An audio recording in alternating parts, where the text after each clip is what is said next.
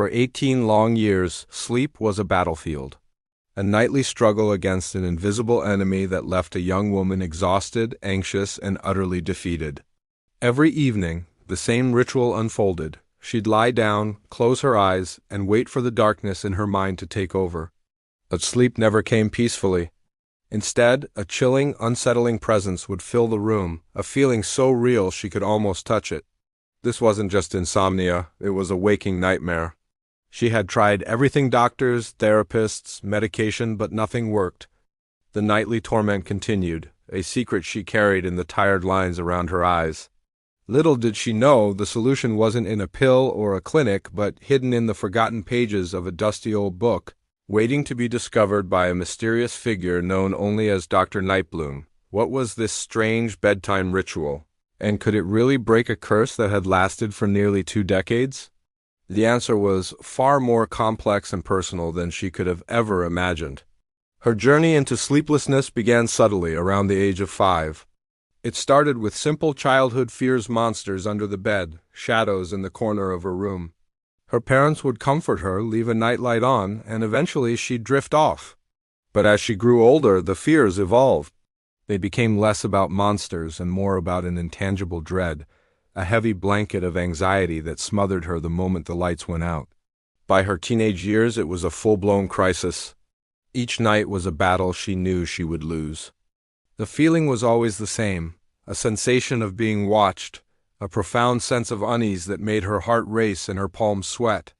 It felt like a presence, formless but distinctly there, lurking just at the edge of her perception. It was a silent, patient observer in the dark.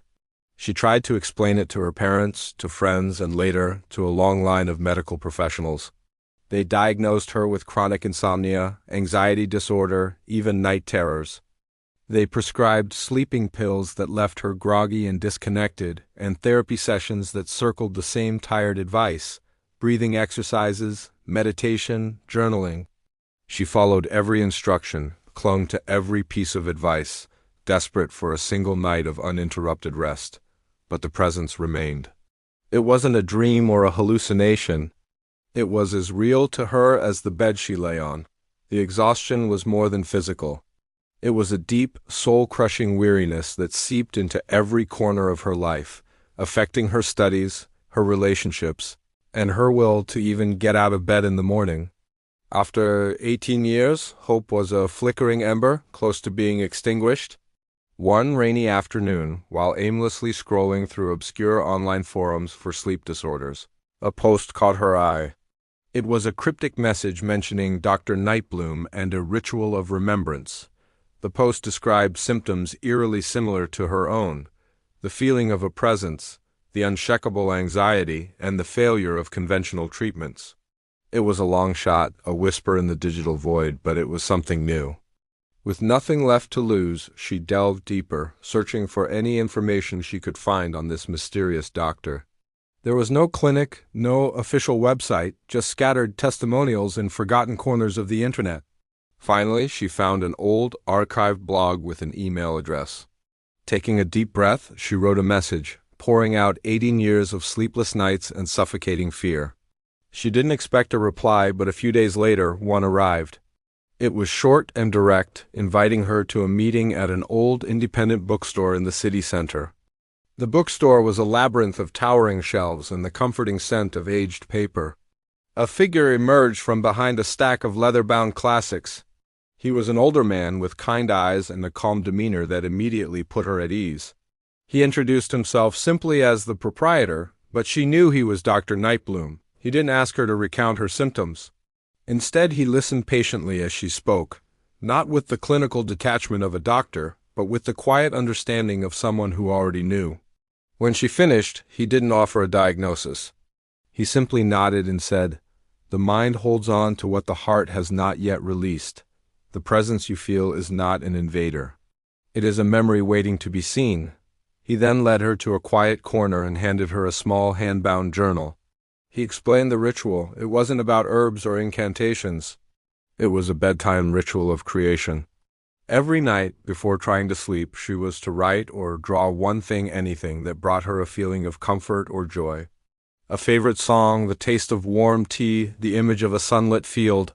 Feed the light, he told her. The shadows will recede on their own. Skeptical but desperate, she went home and began the ritual. The first few nights were difficult. Her mind was a blank, conditioned for fear. But she persisted. She drew a clumsy picture of her childhood cat. The next night she wrote down the lyrics to a song she loved. Slowly, almost imperceptibly, something began to shift. The heavy presence in her room felt lighter. The suffocating dread lessened, replaced by a flicker of warmth from the images she was creating. Night after night she filled the journal. She wrote about her grandmother's garden, the feeling of rain on her face, the smell of baking bread. She was building a fortress of gentle memories, a sanctuary in her own mind. For the first time in years, she felt a glimmer of control. The presence was still there, but it no longer felt menacing. It felt quiet, waiting. One night, about a month into the ritual, she decided to draw something different. She drew a simple, stick figure image of a little girl holding hands with another, slightly smaller little girl. As her pen sketched the second figure, a wave of emotion so powerful it took her breath away washed over her. A memory, long buried and completely forgotten, surfaced with stunning clarity. She wasn't an only child. She had a twin sister. They were inseparable, two halves of a whole. The memory was vivid, playing in a field of wildflowers, their laughter echoing in the summer air. And then another memory followed, this one fragmented and shrouded in pain, an accident. A sudden, tragic loss when they were just 5 years old.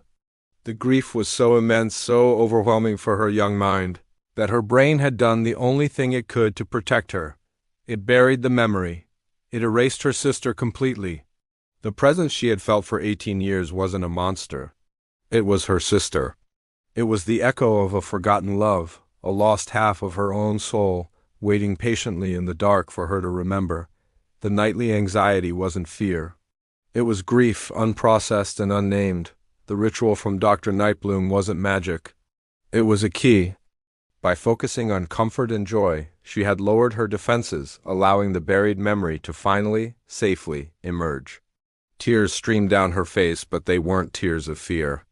They were tears of recognition, of sorrow, and of profound, heartbreaking love. She looked at the drawing, at the two small figures holding hands.